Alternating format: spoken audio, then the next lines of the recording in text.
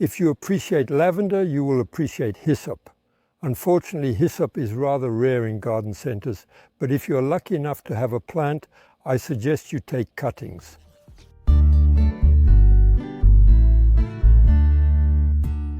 You might ask what the connection is between hyssop and lavender. They are plants from the same family that particularly appreciate well-drained soil and sunlight. Where nothing else grows, hyssop thrives. It is a perennial plant that is frost resistant. But to have more, there is definitely a way to multiply them, which is by sowing. Sowing is delicate.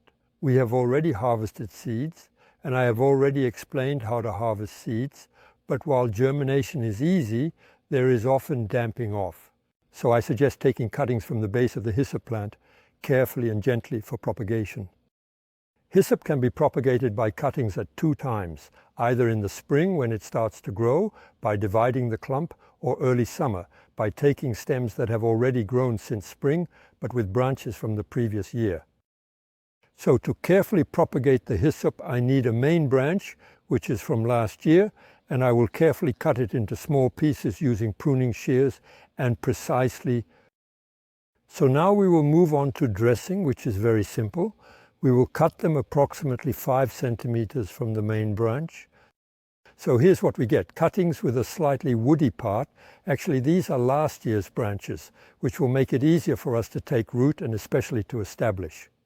Well, here is the famous bottle for growing in a humid environment.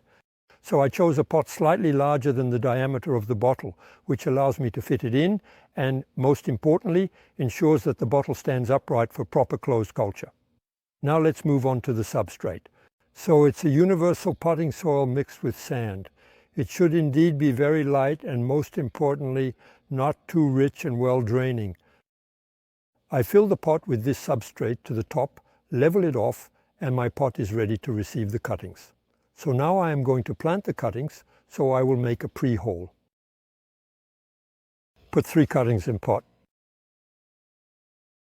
Always with my pre-drilled hole, I slide it in. Now I am going to moisten the substrate with willow water. I pour water to a height of 3 or 4 centimeters in an airtight container, of course, so that the water rises well by capillarity. You need to add just a little water to the top part. Now I am covering my cutting. With my bottle of the same diameter or slightly smaller that I always carry with me, well applied. So what is indeed very crucial is to absolutely close the lid, to create a true steamy environment. So now it's not complicated to know if the cuttings have rooted. When they start to develop inside the bottle, open the cap and then, after about 2 to 3 weeks, remove it. In the fall, plant them in a vegetable garden bed.